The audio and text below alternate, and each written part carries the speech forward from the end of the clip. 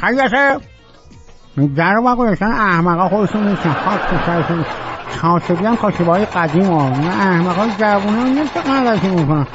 آقا بله بفرمایید. سلام علیکم. سلام علیکم. بفرمایید. شما کدوم کوره بودی شما؟ بله آقا.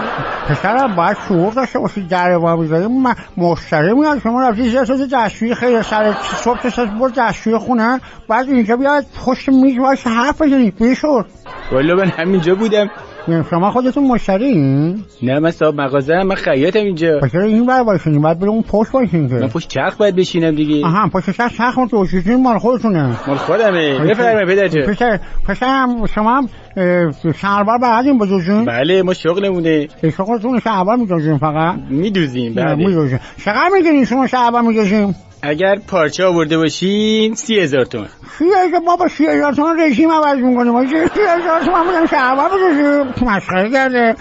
پسرم عزیزم من خودم من پارچه‌شو شما بدین اینطوری 30,000 تومانه؟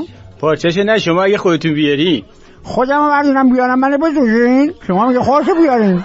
پارچه رو خودتون بیاری ما پارچه داریم بدون تخفیف هم میدیم. اشکال نداره. حالا من خودم پارچه آوردم. به چه پارچه خوبی هم هست. بفرمایید این پارچه رو بگیر پسرم. فهمیدی تو یه شلوار میخوام بدوزی عروسی من خیلی هم مهمه فهمیدی؟ این پارچه رو بگیر فردا نیام بگه که وقت نداشتم سوزنم شکسته بود ننم مرده بود بابام سقط شده بود مشکلات مالی داشتم نتونستم عروسی بچم بود عروسی ننم بود عروسی عمم بود نمیدونستم در بسته بودم فلان کرده بودم کثافت چرا میخوای وقت منو بگیری عروسی به بعد این شلوار نمیخوام بجوزی.